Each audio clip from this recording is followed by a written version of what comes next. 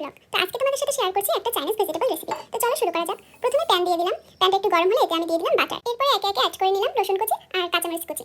হালকা ভেজে অ্যাড করে দিলাম ছোট টুকরো করে কাটা চিকেন, 1 চা চামচ গোলমরিচ। এরপর আমি সবজি দিয়ে দিচ্ছি, এখানে আমি পেঁপে আর গাজর এই দুটো সবজি নিয়েছি। তো হালকাভাবে নেড়ে চেড়ে দিতে হবে। এরপর যে অ্যাড করছি লবণ, এখানে 2 চা চামচ লবণ অ্যাড করেছি আর 1 চা চামচ মরিচ গুঁড়া। এরপর হালকাভাবে নেড়ে দিচ্ছি। এরপর আমি এখানে অ্যাড করছি জল, এখানে আমি 1.5 কাপের মতো জল ইউজ করেছি। এরপর আমি সস ব্যবহার করছি, 1 টেবিল চামচ টমেটো সস, 1 টেবিল চামচ চিলি সস আর 1 টেবিল চামচ সয়া সস। তো ভালোভাবে মিক্স করে নিতে হবে। এরপর যে আমি ঢেকে দিচ্ছি। কিছুক্ষণ পর আমি ঢাকনাটা তুলে নিলাম। এরপর যে আমি অ্যাড করে দিচ্ছি কিউব করে কেটে রাখা পেঁয়াজ। এবার হালকাভাবে নেড়ে আবার ঢাকনাটা বন্ধ করে দিতে হবে যতক্ষণ না পর্যন্ত সবজিটা সিদ্ধ হয়। মাঝে মাঝে ঢাকনাটা তুলে হালকাভাবে নেড়ে দিতে হবে। বেশ কিছুক্ষণ পর ঢাকনা তুলে আমি দেখে নিচ্ছিলাম সবজিগুলো সিদ্ধ হয়েছে কিনা। তো এগুলো একদম পারফেক্টভাবে সিদ্ধ হয়ে গেছে। এরপর যে আমি অ্যাড করে দিচ্ছি কর্নফ্লাওয়ার, এখানে আমি 1 টেবিল চামচ কর্নফ্লাওয়ার কিছুটা জলের সাথে মিক্স করে নিয়েছিলাম। সবজিটা ঘন হয়ে আসলে আমি এরপর যে অ্যাড করে দিচ্ছি ধনেপাতা। তো এটা যদিও অপশনাল। এটা আমি সার্ভ করেছিলাম ফ্রাইড রাইসের সাথে। তো আজকের রেসিপি কেমন লাগলো অবশ্যই লাইক কমেন্ট করে জানাবেন। ফলো আর শেয়ার দিয়ে পাশে থাকবেন। Thanks for watching. টাটা।